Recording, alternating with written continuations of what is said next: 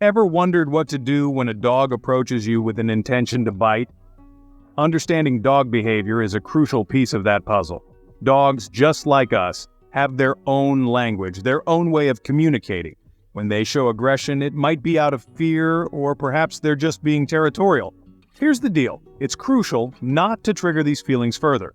Running away, making sudden movements, or challenging the dog might seem like good ideas, but trust me, they're not. It's vital to remain calm, composed, and not provoke the dog further. So, a dog is acting aggressive towards you. What's your next move? It's natural to feel a surge of adrenaline and maybe even panic. But remember, your best bet is to stay calm. Why? Because dogs, like many animals, are highly perceptive creatures. They can sense fear, anxiety, and even aggression from humans. So, if you're panicking, the dog might interpret this as a threat, which could escalate the situation. Now let's talk about movements. Sudden, jerky movements can also be seen as threatening to a dog. So avoid flailing your arms, jumping, or making other rapid movements that might provoke the dog. Instead, try to move slowly and deliberately, keeping your movements as calm and controlled as possible. But what about your voice? Should you shout at the dog to scare it away? Not quite.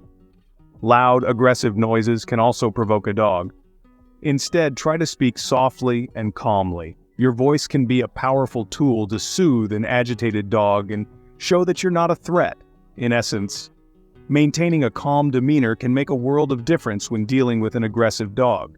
Now, let's discuss how to create some space between you and the dog. When a dog is showing signs of aggression, it's crucial to establish a safe distance. However, it's not just about moving away, it's about how you move away. Turning your back and running could trigger the dog's chase instinct, leading to a more dangerous situation. Instead, back away slowly, maintaining eye contact without staring directly into the dog's eyes, which could be interpreted as a challenge. Now, you might be tempted to scale the nearest tree or fence, but unless you're an expert climber, this could end up being a risky move. The last thing you want is to get stuck or fall while an aggressive dog is nearby. Instead, look for a safe place to retreat, like behind a sturdy, closed gate or inside a vehicle if one is nearby. A dog might lose interest if you're no longer in its immediate territory, or it might give you the precious seconds you need to call for help or alert those around you.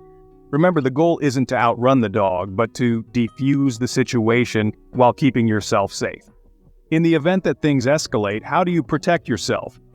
Now, this is where things get a bit tricky. Dogs are fast and they're strong. So what's your best line of defense? Well, it's not what you might think. Now, some people might think the best thing to do is to grab the dog's collar or muzzle to try and control it. But here's the thing. Grabbing a dog in this way can actually make it more agitated, which is the last thing you want in this situation. Instead, the best thing to do is to put a barrier between yourself and the dog. This could be anything you have on hand. A bag, a jacket, a bicycle, anything that can create a physical space between you and the dog. This barrier doesn't just protect you, it also gives the dog something else to focus on, which may just give you the chance you need to get to safety. So if you ever find yourself in this situation, remember these tips. Use a barrier, don't provoke the dog, and do your best to stay calm. In the unfortunate event of a dog bite, what should be your immediate response? Well, no matter how minor the bite appears, seeking immediate medical attention is crucial. You see, dog bites, even the smallest ones, can lead to serious infections and other complications. So, what should you do immediately after a dog bite? First, it's vital to clean the wound using warm water and soap. This can help to wash away some of the bacteria present in the dog's mouth. But remember, this is only a temporary measure and not a substitute for professional medical care. Next, make sure to cover the wound with a clean bandage and apply gentle pressure to stop any bleeding. But again, this is merely a first aid measure. You should still seek medical attention as soon as possible. Why is it so important to see a doctor, you ask? Well, apart from treating the wound, doctors can also assess the risk of rabies, a deadly disease that can be transmitted through dog bites. They can provide you with a rabies vaccination if necessary and guide you on the next steps for your recovery. In addition, doctors can also prescribe antibiotics to prevent infection and recommend a tetanus shot if your vaccination is not up to date. So, if you ever find yourself in such a situation, remember, don't delay. Seek medical help right away.